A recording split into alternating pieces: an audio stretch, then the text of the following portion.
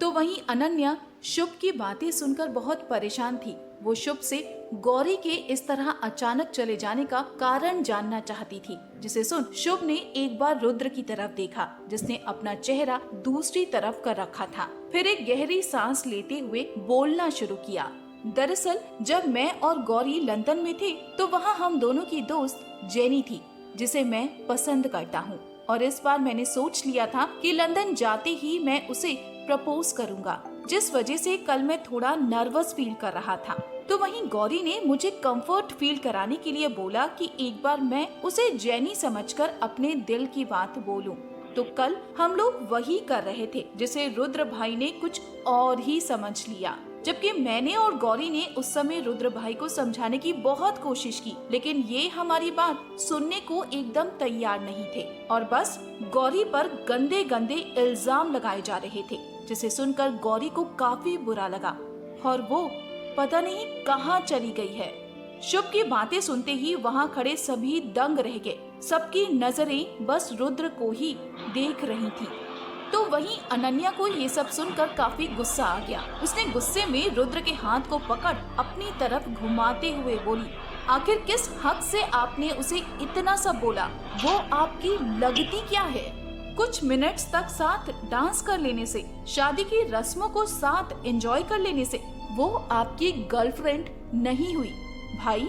और वैसे भी आज तक आपने उसके साथ ऐसा कौन सा अच्छा काम किया है जिससे वो आपसे इम्प्रेस होकर आपको अपना पार्टनर समझे? आपने सिर्फ और सिर्फ उसे जलील ही किया है। फिर थोड़ा रुकते हुए अनन्या ने एक गहरी सांस ली और आगे बोली, रुद्र भाई, 3 साल पहले जो आपने किया था उस टाइम मैं आपसे बस नाराज हुई थी, लेकिन जो आज आपने किया है उससे मुझे आपको भाई कहने में भी शर्मिंदगी महसूस हो रही है।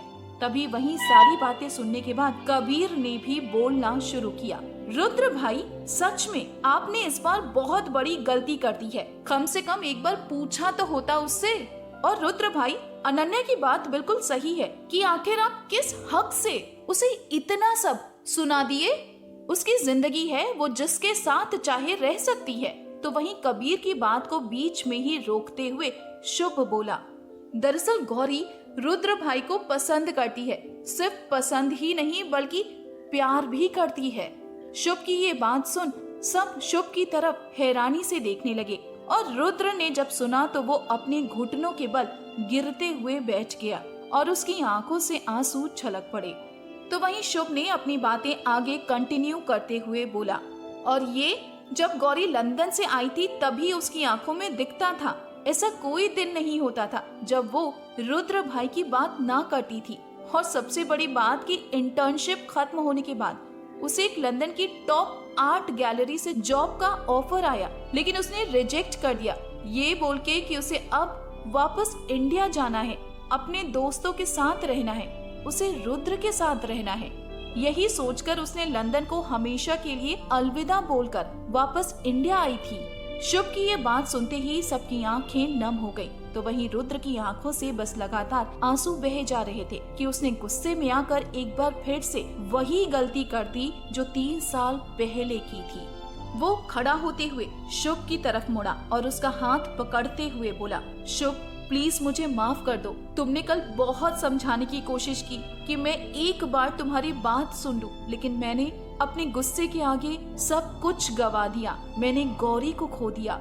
इतना कहते कहते उसका गला भी अब उसका साथ छोड़ दिया और वो वहीं जमीन पर बैठते ही रोने लगा। तो वहीं रुद्र को ऐसे रोता देख सबके दिल में थोड़ी देर पहले पैदा हुआ रुद्र को लेकर गुस्सा अब धीरे धीरे पिघलने लगा था।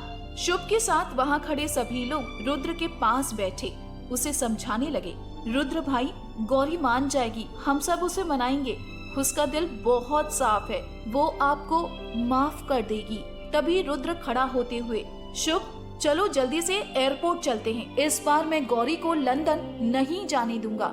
इतना कहते हुए रुद्र आगे बढ़ा ही था, तभी शुभ उसे पीछे से रोकते हुए बोला, रुद्र भाई, गौरी लंदन नहीं जा रही है। मैंने आप सबको अभी बताया ना कि गौरी सब कुछ छोड़कर लंदन से वापस आई थी। हाँ, आज सुबह मेरी बात हुई तो उसने बस यही बोला कि अब वो यहाँ नहीं रह सकती।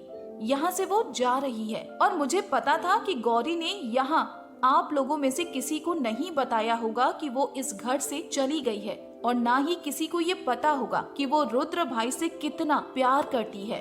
कल जो भी हुआ वो सब मेरी वजह से हुआ था और मैं उसे बिना ठीक किए ऐसे लंदन नहीं जाना चाहता था, तो आप लोगों को बताने के लिए आ गया, इस उम्मीद से कि शायद आज रुद्र भाई मेरी बात सुन ले। इतना कहते हुए शुभ ने एक गहरी सांस ली और आगे बोला, मेरी फ्लाइट का टाइम होने वाला है, मुझे एयरपोर्ट जल्दी पहुंचना होगा, लेकिन बस इतना कहूंगा कि रुद्र भाई प्लीज गौरी के प्यार का बार बार ऐसे मजाक मत उड़ाइए। रुद्र और वहाँ खड़े सभी लोगों की तरफ देखते हुए शुभ वहाँ से चला गया। तो वहीं रुद्र कुछ सोचते हुए खड़ा हुआ और सुधा जी के पास दौड़ते हुए गया। रुद्र को इस तरह दौड़कर जाता देख वहाँ खड़े सभी उसके पीछे भागे, इस डर से कि रुद्र अब क्या करने जा रहा है, कहीं खुद के साथ कुछ गलत न कर ले। तो वहीं सबने देखा कि वो सुधा जी के पास जाकर उनके हाथों को पकड़ते हुए बोला, माँ आपको पता है ना कि गौरी कहाँ है? वो आपसे सब कुछ बताती है, तो उसने आपको बताया होगा ना कि वो कहाँ जा रही है। जिसे सुनते ही सुधा जी ने रुद्र के गाल पर एक थप्पड़ जड़ दिया और साथ ही उनके भी आंखों से आंसू छलक पड़े। और कितनी बार हमें उस मासूम बच्ची की नजर में शर्मिंदा करोगे रुद्र? इस बार तो मैं भी उससे नजरें नहीं मिला पा रही थी, आखिर मैं मिलाती भी तो कैसे? मेरे होनहार बेटे रुद्र प्रताप सिंह जो बार बार उसे जलील करते आए हैं, और एक वो लड़की है जो हर बार तुम्हें माफ करती आई है। रुद्र उस लड़की के दिल के साथ साथ उसकी आत्मा तक पवित्र है, और तुम उसे आज तो तुमने मेरा सिर मेरी ही नजरों में झुका दिया है। इतना कहते हुए सुधा जी वहाँ से जाने लगी। तभी रुद्र उनके पैरों को पकड़ रोते हुए बोला, माँ बस लास्ट चांस दे दो प्लीज, बता दो गौरी कहाँ गई है। सच में मैं उसके लायक नहीं हूँ, मैंने उसे हमेशा तकलीफ के सिवाय और कुछ नहीं दिया है, लेकिन माँ मैं उसे इस घर में लाना चाहता हूँ। यहाँ उसके सब अपने हैं और वो यहाँ रहना चाहती है। उसका इस घर पर उतना ही हक है जितना अनन्या और मेरा है, और उसी हक से मैं उसे बस घर लाना चाहता हूँ। भले ही वो अब मुझे पूरी जिंदगी माफ करे या ना करे, ये उसकी मर्जी होगी। तो वहीं सुधा जी के साथ साथ वहाँ खड़े सभी लोगों को रुद्र की हालत अब देखी नहीं जा रही थी, तो सबने मिलकर बोला, आंटी जी रुद्र भाई से बहुत बड़ी गलती हो गई है, प्लीज उन्हें अपनी गलती सुधारने का एक मौका दे दीजिए। प्लीज प्लीज बता दीजिए कि गौरी कहाँ है, हम सब उसे मनाकर वापस लेकर आएंगे, और हमें भरोसा है कि रुद्र भाई की ये आखिरी गलती समझकर गौरी उन्हें एक लास्ट चांस जरूर देगी। तो वहीं रुद्र की हालत और उसके दोस्तों की बात सुनकर सुधा जी बोली, लेकिन गौरी को मनाने सिर्फ रुद्र जाएगा, क्योंकि गलती इसने अकेले ने की है, तो मनाने भी बस यही जाएगा। जिसे सुनते ही रुद्र ने सुधा जी के पैरों को छोड़ खड़ा होते हुए बोला, माँ मुझे मंजूर है, गौरी कहीं भी गई हो मैं उसे लेकर आऊंगा। गौरी अपने शहर वापस चली गई है, जहाँ से वो हमारे घर आई थी, तुम्हारे पापा के दोस्त बंसल भाई साहब के अनाथ आश्रम में, क्योंकि अब उसका इस दुनिया में कोई नहीं है जिसे वो अपना कह सके, तो वो वापस वहीं चली गई। इतना कहते हुए सुधा जी वहाँ से चली गई। तो वहीं जब सभी ने गौरी के अनाथ आश्रम जाने की बात सुनी तो सबका दिल रो पड़ा। आज कहीं न कहीं खुद को सभी इसके लिए जिम्मेदार समझने लगे थे कि उनके रहते हुए भी उनकी दोस्त खुद को अनाथ समझती है। तो वहीं रुद्र वापस अपने रूम की तरफ जाते हुए बोला, मैं अभी तुरंत गौरी को लेने जा रहा हूँ, वो भले ही मुझे माफ करे या ना करे, लेकिन मैं उसे इस घर में वापस लेकर आऊंगा। तभी कबीर अचानक से रुद्र को रोकते हुए बोला, रुद्र भाई मैं भी आपके साथ चल रहा हूँ, मैं गौरी और आपके बीच नहीं आऊंगा, लेकिन फिर भी मैं साथ चलूंगा। तो वहाँ खड़े सभी लोगों को कबीर की बात ठीक लगी, क्योंकि वो अब रुद्र और उसके गुस्से पर भरोसा नहीं कर सकते थे। रुद्र कब और क्या कर दे ये खुद रुद्र भी नहीं बता सकता था, और अगर कबीर साथ जाएगा तो उन्हें भी ये तसल्ली रहेगी, और साथ ही साथ वहाँ का अपडेट भी टाइम टू टाइम मिलता रहेगा। तो सभी ने ये सोचकर रुद्र से कबीर को साथ ले जाने के लिए बोला, जिसे सुन रुद्र ने सबकी एक साथ सहमति देखते हुए बोला, ठीक है, मैं कार की चाबी लेकर आता हूँ। जिसे सुनते ही विपुल बोला, रुद्र, शायद गौरी ट्रेन से आई थी, तो मुझे लगता है कि वो वापस भी ट्रेन से ही गई होगी, क्योंकि गौरी जिस शहर में है वो यहाँ से काफी दूर है। अगर तुम भी निकलोगे तो कल सुबह तक पहुँचोगे। इससे अच्छा है कि तुम लोग भी ट्रेन से ही जाओ। यहाँ से शाम को एक ट्रेन जाएगी, वो भी कल सुबह तक तुम लोगों को पहुँचा देगी। नहीं भाई, अब मुझसे वेट नहीं हो पाएगा। मैं गौरी को वापस लाने के लिए 24 घंटे कंटिन्यू ड्राइव कर लूंगा, लेकिन यहाँ बैठकर 1 मिनट भी इंतजार नहीं कर पाऊंगा। इतना कहते हुए रुद्र सीढ़ियों से चढ़ता हुआ अपने कमरे में चला गया। तो वहीं कबीर भी कुछ कपड़े लेने की सोच अपने घर जाने लगा। तभी प्रियंका उसे रोक सबकी तरफ देखते हुए बोली, मुझे लगता है कि मुझे भी साथ जाना चाहिए। शायद गौरी को वापस लाने में, उसे समझने और समझाने में मेरी ज्यादा जरूरत पड़ेगी, और वैसे भी हम दोस्त हैं, तो मुझे लगता है कि प्रियंका ने इतना बोला ही था कि तभी अनन्या उसे गले लगाते हुए बोली, अपनी होने वाली जेठानी को साथ लेकर आना, और साथ ही मेरे दोनों नालायक भाइयों का ख्याल भी रखना। जिसे सुन प्रियंका मुस्कुराते हुए ओके बोली। तो वहीं कबीर भी प्रियंका को देख मुस्कुराते हुए अपने घर के लिए निकल गया। तो वहीं दूसरी तरफ रुद्र अपना बैग पैक कर जैसे ही अपने रूम से बाहर निकलने वाला था, तभी अचानक से उसके कदम रुक गए। वो टेबल की तरफ मुड़ा तो देखा टेबल पर वही कमरबंद रखी थी जो उसने गौरी को पहनाई थी। इसका मतलब जाने से पहले गौरी मेरे रूम में आई थी। सच में गौरी को कितनी तकलीफ से गुजरना पड़ा होगा। ये मैंने क्या कर दिया। फिर खुद ही खुद को समझाते हुए बोला, बस अब और नहीं, अब गौरी को किसी भी तकलीफ का सामना नहीं करना पड़ेगा। इतना कहते ही उसकी आंखें नम हो गईं। उसने उस कमरबंद को वैसे ही छोड़ रूम से बाहर निकल गया। बाहर आते ही सामने सुधा जी की तरफ देखा, जो उसे देखते ही अपना मुंह फेर कर वहां से जाने वाली थी। तभी रुद्र उन्हें रोकते हुए बोला, माँ प्लीज इस बार माफ कर दीजिए, आगे से अब ऐसी गलती नहीं होगी। तो वहीं रुद्र की बात सुनते ही सुधा जी बिना उसकी तरफ देखते हुए बोली, रुद्र, जिस दिन तुम गौरी को वापस इस घर में लाओगे, तुम्हें माफी भी उसी दिन मिलेगी। माँ, मैं बहुत जल्द गौरी को वापस लेकर आऊंगा, क्योंकि मुझे गौरी और आपकी माफी दोनों की जरूरत है। इतना कहते हुए रुद्र घर से बाहर निकल गया। तो बाहर पहले से ही कबीर और प्रियंका बैग्स लेकर खड़े थे, जहां अनन्या ने अपने कुछ कपड़े प्रियंका को दे दिए थे।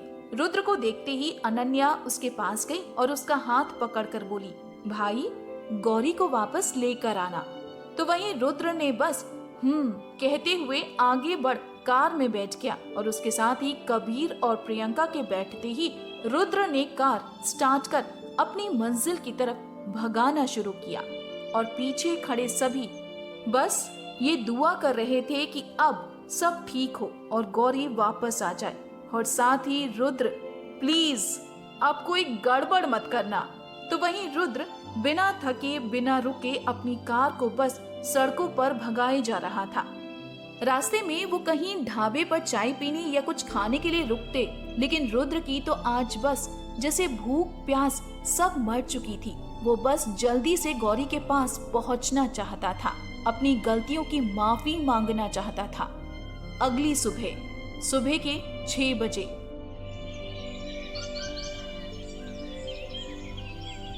बंसल अंकल सुबह की चिड़ियों की चहचहाहट सुनकर उठ गए, और हमेशा की तरह आज भी उठने के बाद उन्होंने अनाथ आश्रम का गेट खोला।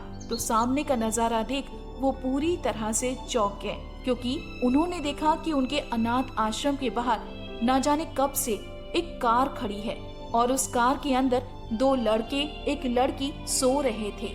यहाँ तक कि उस रास्ते से गुजरने वाले लोग भी बस आते जाते उन्हें ही देखकर आपस में बातें किए जा रहे थे। तभी बंसल अंकल अपने अनाथ आश्रम से निकल उनकी कार के पास पहुँचे और कार के शीशे पर हल्का नॉक किया, जिसकी आवाज सुनते ही रुद्र तुरंत उठ गया और कार के शीशे को नीचे करते हुए बोला, जी, हमें बंसल अंकल से मिलना था। आप रुद्र प्रताप सिंह हैं? बंसल अंकल के इतना कहते ही रुद्र ने हाँ में अपना सिर हिलाया। तो वहीं उनकी आवाज सुनकर कबीर और प्रियंका ने भी अपनी आंखें खोल दी। रुद्र का हाँ में जवाब सुन बंसल अंकल के चेहरे पर एक स्माइल आ गई और वो मुस्कुराते हुए बोले, अरे बेटा जी, आपकी माँ सुधा बहन ने बताया कि आप लोग यहाँ आ रहे हैं, लेकिन दोपहर तक पहुँचने को बताया था। कोई बात नहीं, आप लोग अंदर चलिए। तो वहीं बंसल अंकल के इतना कहते ही रुद्र, कबीर और प्रियंका के साथ अपने बैग्स लेकर अंदर आ गया।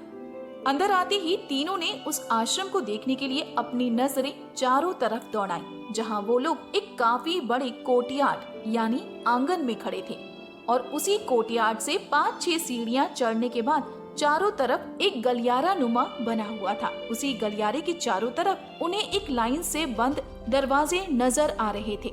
शायद वो सब रूम्स के बंद दरवाजे थे। कोर्टयार्ड मिट्टी का ही था, लेकिन काफी साफ सुथरा और साथ ही किनारे किनारे छोटी छोटी गार्डनिंग भी की गई थी। कहीं रंग बिरंगे फूलों के पौधे थे तो कहीं कहीं सब्जियों के पौधे दिखाई दे रहे थे और साथ ही कोर्टयार्ड के बीच में 1-2 चारपाई बिछी हुई थी, जिसपे बंसल अंकल ने उन्हें बैठने का इशारा किया। बच्चों, ये मुंबई जितना बड़ा शहर नहीं है, बस अपनी रोजमर्रा की जिंदगी को पूरा करने वाला छोटा सा शहर है। मैं माफी चाहूंगा कि आप लोगों को मुंबई जैसी सुख सुविधा यहाँ नहीं मिल पाएगी। तो वहीं बंसल अंकल की बातें सुनते ही कबीर चारपाई पर उछलकर बैठते हुए बोला, अरे नहीं अंकल जी, हमें तो आपका ये बेड बहुत पसंद आया, फिल्मों में बहुत देखा था, आज बैठ भी लिया।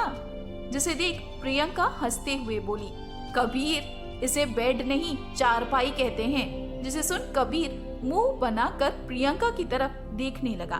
तभी रुद्र चारपाई से उठते हुए बंसल अंकल से बोला, अंकल, वो गौरी? अरे हाँ बेटा, मैं तो गौरी को बताना ही भूल गया कि आप लोग आ रहे हैं। रात में सुधा बहन का फोन आया था, तब तक सब सो चुके थे, तो सोचा कि सुबह बता देंगे, लेकिन उससे पहले ही आप लोग आ गए। इतना कहते हुए बंसल अंकल ने उसी आश्रम में खेल रहे एक लड़के को बुलाकर बोला, जल्दी से गौरी दी को बुला लाओ, उनसे कहना उनके दोस्त आए हैं। जिसे सुनते ही वो लड़का दौड़ते हुए वहाँ से गौरी को बुलाने चला गया। आप लोग बैठिए, गौरी बस आती ही होगी, तब तक मैं आप लोगों के लिए चाय मंगवाता हूँ।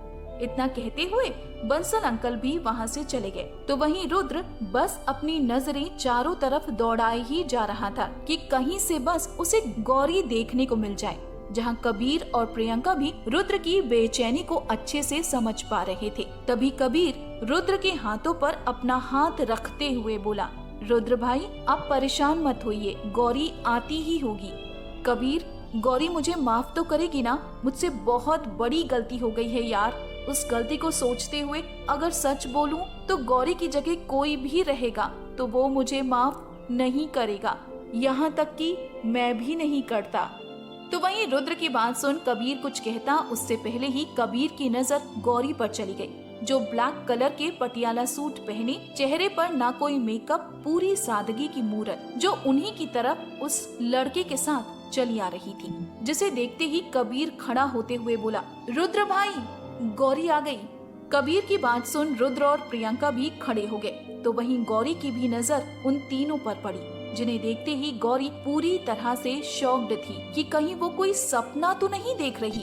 रुद्र, जिनसे वो अपने सारे रिश्ते तोड़ कर आई थी, अपने सारे जज्बातों को छोड़ कर आई थी, आज उसके सामने है। गौरी खड़ी शौक में ये सब सोच ही रही थी कि प्रियंका उसकी तरफ बढ़ी, उसके गले लग गई। कैसी हो? तो वहीं प्रियंका के गले मिलते ही और उसकी बात सुन गौरी अपने शौक से बाहर निकलते हुए बोली, मैं ठीक हूँ, तुम बताओ कैसी हो और बाकी सब लोग कैसे हैं? तभी प्रियंका गौरी से दूर होते हुए उसका हाथ पकड़कर बोली, यहाँ आने से पहले एक बार भी जरूरी नहीं समझा कि हम लोगों को बता कर आए? जैसे पिछली बार किया था फिर से वही किया, यही दोस्त मानती हो? गौरी कुछ कहती तभी कबीर पीछे से बोल पड़ा, गांव की गोरी, गौरी, हम भी कतार में हैं। इतना कहते हुए वो आगे बढ़ गौरी के गले लग गया। फिर उससे अलग होते हुए बोला, यार, तुम्हारी ये जगह भी बिल्कुल तुम्हारी ही तरह है, एकदम यूनिक। मुझे तो बहुत पसंद आया तुम्हारा ये यूनिक शहर। इतना कहते हुए कबीर हंसने लगा। तब तक बंसल अंकल भी एक लड़के के साथ चाय लेकर आ गए और चारपाई पर ही चाय रखने का इशारा करते हुए बोले, आप लोग चाय पीकर फ्रेश हो लीजिए, तब तक मैं आप लोगों के नाश्ते और आराम करने के लिए व्यवस्था करवाता हूँ। कल दोपहर से ही आप लोग निकले हैं, थक गए होंगे। तो वहीं गौरी ने जब ये सुना कि रुद्र कल दोपहर से ही निकला है तो वो फिर से शॉक हो गई और साथ ही सोचने लगी, रुद्र, मुझे पता है कि आप यहाँ क्यों आए हैं। जो गलती आप हर बार करते आए थे, इस बार भी वही किया है। आपको तो अपनी गलती का एहसास हो गया, लेकिन मुझे अब इन सब बातों से कोई मतलब नहीं है। मैंने अपना और अपने प्यार का बहुत मजाक बनवा लिया है, लेकिन अब और नहीं। तब तक सभी ने अपनी चाय भी खत्म कर ली और उनके चाय खत्म करते ही बंसल अंकल, जो लड़का चाय लेकर आया था, उससे बोले, भैया लोगों को उनके कमरे तक ले जाओ। इतना बोलते हुए वो रुद्र और कबीर की तरफ मुड़े। बेटा जी, आप लोग भी अब फ्रेश हो लीजिए, तब तक मैं नाश्ता लगवा देता हूँ। अंकल, प्रियंका मेरे साथ मेरे रूम में ही रह लेगी। इतना कहते हुए गौरी खड़ी हुई, जिसे सुनकर प्रियंका भी मुस्कुराते हुए खड़ी हो गई और गौरी के साथ उसके रूम की तरफ बढ़ गई। तो वहीं रुद्र बस उन्हें जाते हुए देख रहा था। गौरी इतना नाराज हो कि एक बार मेरी तरफ देखना भी जरूरी नहीं समझा, मुझसे इतनी नफरत हो गई है। तभी उसके कंधे पर हाथ रखते हुए कबीर बोला, भाई थोड़ा वक्त दो, सब ठीक हो जाएगा। जिसे सुन रुद्र के चेहरे पर एक तिरछी मुस्कान आ गई और वो कबीर की तरफ पलटते हुए बोला, कबीर, आज मुझे एहसास हो रहा है कि गौरी को मेरी बातों से कितनी तकलीफ हुई होगी। फिर थोड़ा रुककर अपने दिल पर हाथ रखते हुए बोला, कबीर मेरे भाई, जब 3 साल पहले गौरी लंदन गई थी तो मैं दुखी था, लेकिन वो तकलीफ नहीं हुई थी जो मुझे आज हो रही है। आज जब गौरी ने मेरी तरफ एक नजर भी नहीं देखा, तब इस बात का एहसास हो रहा है कि उसे कितनी तकलीफ होती थी जब मैं 3 साल पहले उसके साथ बदतमीजी से पेश आता था। अब इस बात का एहसास हो रहा है कि 2 दिन पहले मैंने जो बदतमीजी से बात की थी उसे कैसा लगा होगा। आज समझ आ रहा है कि उस समय उसे कैसा लगा होगा जब मैंने उसके दिल, उसके जज्बातों को कुचला था। उसे कितनी तकलीफ हुई होगी, जबकि उसकी तो कोई गलती भी नहीं थी, फिर भी उसे सजा मिली। उसका और उसके प्यार का मजाक बनाया था। अब इसके लिए मुझे गौरी जो भी सजा देना चाहे मुझे मंजूर है। इतना सुनते ही कबीर ने उसे गले से लगाते हुए बोला, भाई अब मुझे पूरी उम्मीद है कि गौरी भी आपको समझेगी और आपको जरूर माफ करेगी। इतना कहते हुए कबीर रुद्र से अलग हुआ और फिर दोनों अपने बैग्स उठाकर बंसल अंकल के बताए रूम की तरफ बढ़ गए। वो दोनों रूम के अंदर गए तो देखा रूम के अंदर 2 पतले लोहे के और ऊपर से लकड़ी की प्लाई बिछी हुई बेड हैं, जिन पर अभी कोई गद्दा तक नहीं बिछा था। रूम के वॉल से ही लगा लकड़ी का वार्डरोब खड़ा था। उसी के बगल में एक टेबल और 2 चेयर रखे हुए थे और साथ ही रूम में एक सीलिंग फैन लटका हुआ था। अब वो चलता भी है या नहीं ये तो स्विच ऑन करने पर पता चलेगा। तब तक चारों तरफ देखते हुए कबीर ने वो स्विच भी ऑन कर दिया। खैर, पंखा तो हनहनाते हुए चल दिया। वो दोनों अभी खड़े खड़े उस रूम को देख ही रहे थे कि तभी उस रूम का गेट खोलते हुए 2 छोटे लड़के अंदर आए, जिन्होंने अपने हाथ में खुद से भी बड़ा गद्दा पकड़ा हुआ था और उनके पीछे पीछे 2 छोटे लड़के और अंदर आए, जिनके हाथ में तकिया, बेडशीट और चादर वगैरह थे, जिन्हें देख रुद्र और कबीर ने तुरंत उनके हाथ से वो गद्दा ले लिया और खुद बेड पर बिछाने लगे। तभी उनमें से एक लड़के ने बोला, कबीर भैया, आप लोग जल्दी से नहा लीजिए, बाहर सब लोग आपका नाश्ते पर इंतजार कर रहे हैं। तो वहीं कबीर उनके मुंह से अपना नाम सुनकर हैरान हो गया।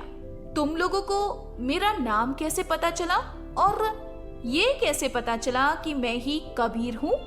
जिसे सुनते ही सब लड़के आपस में एक दूसरे को देखे और फिर हंसते हुए बोले, वो हमें गौरी दीदी ने बताया कि एक भैया की शक्ल हमारी कहानियों में जो डेविल शैतान होता है उनकी तरह होगी, तो उनका नाम रुद्र है।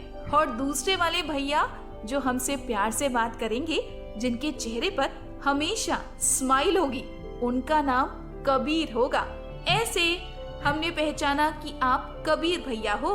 तो वहीं जब रुद्र ने सुना कि गौरी ने उसके बारे में क्या बोला है, उसका चेहरा और लटक गया। तो दूसरी तरफ बेड पर बैठा कबीर लड़कों के मुंह से ये सुनते ही बेड पर लेटकर जोर जोर से हंसने लगा। इतना बोलते ही वो चारों लड़के रूम से बाहर भाग गए। तो वहीं कबीर अभी भी बस डेविल भैया बोल बोल कर हंसे जा रहा था। उसे इस तरह हंसता देख रुद्र अपना मुंह बनाए टॉवल लेकर नहाने के लिए रूम से बाहर निकल गया। अब ये उनका मुंबई वाला घर तो है नहीं जो सबका पर्सनल बाथरूम होगा। दूसरी तरफ कबीर तब जाकर शांत हुआ जब उसका फोन रिंग हुआ। तो उसने देखा कि कॉल अनन्या का है, जिसे देखते ही उसने तुरंत फोन तो उठा लिया, लेकिन अभी उसकी हंसी रुकने का नाम नहीं ले रही थी। तो वहीं उसे इस तरह पागलों की तरह हंसता देख अनन्या बोली, कबीर क्या हुआ, तुम इतना क्यों हंस रहे हो? और गौरी से मिले तुम लोग? कैसी है वो? और उसकी रुद्र भाई से अभी कोई बात हुई या नहीं? वो वापस तो आ रही है ना? अनन्या के इतने सारे सवाल एक साथ सुनते ही कबीर बोला, अरे मेरी राजधानी एक्सप्रेस, अपनी स्पीड पर थोड़ा ब्रेक लगाओ, आराम से, थोड़ा सांस तो लेने दो। इतना बोल कबीर ने अनन्या को सारी बातें शुरू से लेकर डेविल भैया तक सारी बातें बता दी, जिसे सुन अनन्या थोड़ा उदास होते हुए बोली, कबीर गौरी माफ तो करेगी ना भाई को और वापस घर आएगी ना? तो वहीं कबीर भी अनन्या की बात सुन थोड़ी देर चुप रहा, फिर कुछ सोचते हुए बोला, हाँ मुझे पूरा भरोसा है कि रुद्र भाई गौरी को मना लेंगे और गौरी हमारे साथ ही मुंबई वापस आएगी। तो वहीं दूसरी तरफ प्रियंका भी नहाकर अपने बालों को सुखा रही थी। तभी गौरी बोली, प्रियंका इस तरह तुम लोग अचानक आए हो, कोई खास वजह? जिसे सुनते ही प्रियंका एक बार गौरी की तरफ देखी, जो अपनी नजरें नीचे झुकाए बैठी थी। जैसे लग रहा था कि प्रियंका उसकी आंखों के रास्ते उसके दिल में क्या चल रहा है इस बात का पता ना लगा ले, उसकी आंखों की नमी देखकर ये ना समझ ले कि वो अंदर से कितना टूट चुकी है। तो क्या रुद्र अब गौरी को मना पाएगा? क्या गौरी वापस इन लोगों के साथ मुंबई जाएगी? जानेंगे अगले भाग में।